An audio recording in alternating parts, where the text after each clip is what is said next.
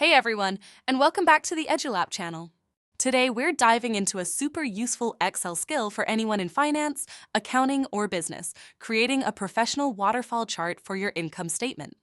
Waterfall chart is perfect for visualizing how an initial value, like your revenue, is affected by a series of positive or negative changes to arrive at a final value, like your net income.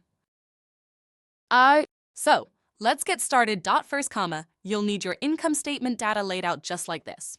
Make sure you have your revenue, all your expenses, and your final net income value. Now, comma. The first and most important step is to select all the data, including both the labels and the values. Don't worry about the gross profit or net income lines just yet. Excel will handle those automatically. Once your data is selected, go to the Insert tab at the top of your Excel ribbon.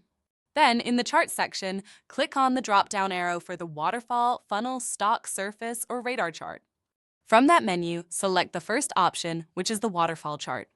And just like that, you have a waterfall chart. But wait, it's not quite right. You can see that gross profit and net income are currently shown as floating bars.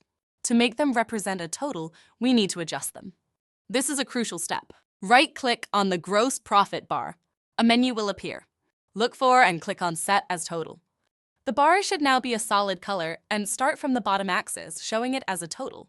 Now, just repeat the same process for your net income bar. Right-click it and select Set as Total. And there you have it. A perfect waterfall chart that clearly visualizes how your revenue flows down to your net income with all your expenses shown in between. We hope you found this quick tutorial helpful.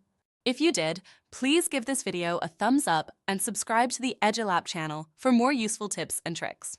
Let us know in the comments what other Excel skills you'd like to learn.